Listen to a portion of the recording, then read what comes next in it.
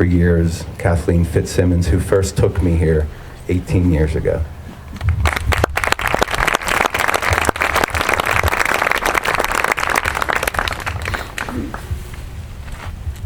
Woo.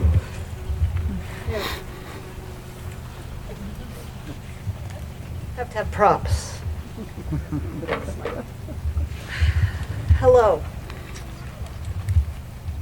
I don't know how to follow up the words of the miners, so I'll try with my own. Thank you so much for being here and giving up some Saturday time to join us here.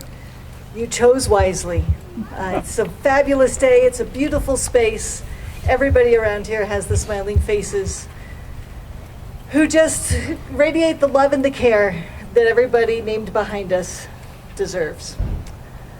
You are entering our sacred space and celebrating phase 1 of our memorial completion. It was several years ago that Lisa, Jim, and Luke and I sat around our table and cheersed each other with this crazy idea of a little memorial. It might be a kiosk. It'd be really cool if we could have a panel.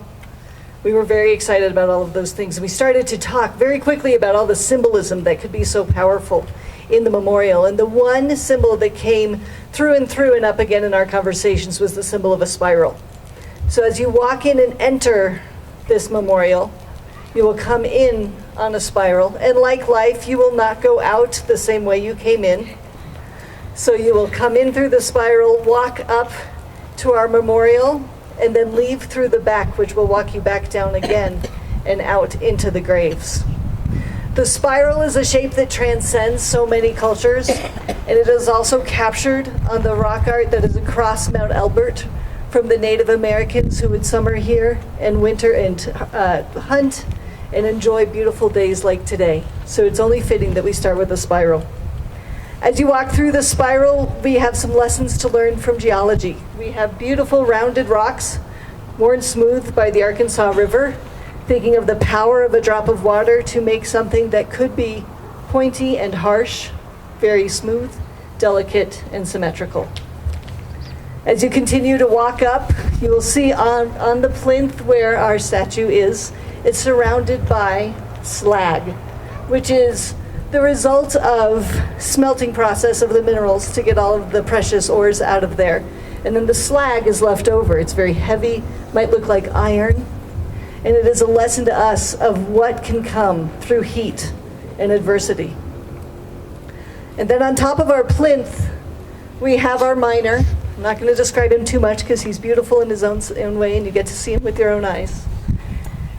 He has his hand on his miner's pick, and he has his hand on the symbol of Ireland, the harp.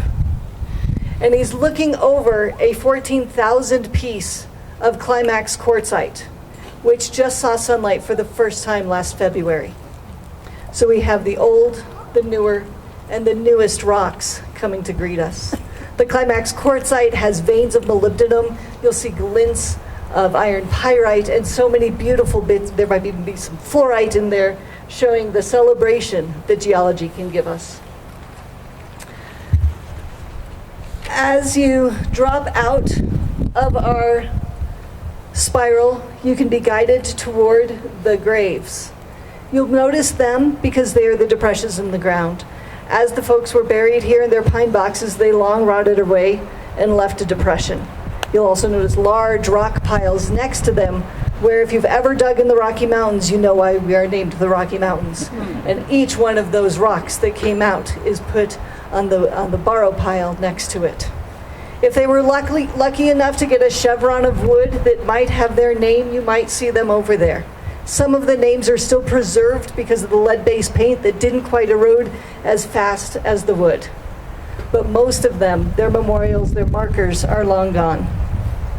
As you walk among the graves, you'll see some pathways, some interpretive signs, and we encourage you to take as much time as you can, any time of year, on snowshoe or on foot, to come and visit them.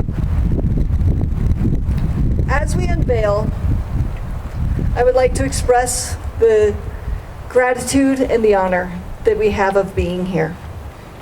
The family and friends who are gathered here are truly humbling in the collective efforts that everybody has their fingerprints on this memorial it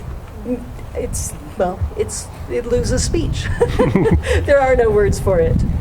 The last bit that you might notice about Liam, who is our sculpture up here, is that he is facing to the northeast. He's looking over his rock toward Ireland. And if you look at the expression on his face, you might see some sadness, you might see some hope, you might see a smile. And I feel like each time I come and I look at Liam's face, there's something else reflected in it. So I'm so excited that it's here, and you're here, and we get to recognize the sacred space, and you get to enjoy it, and come back whenever you can, because it will always teach us something new.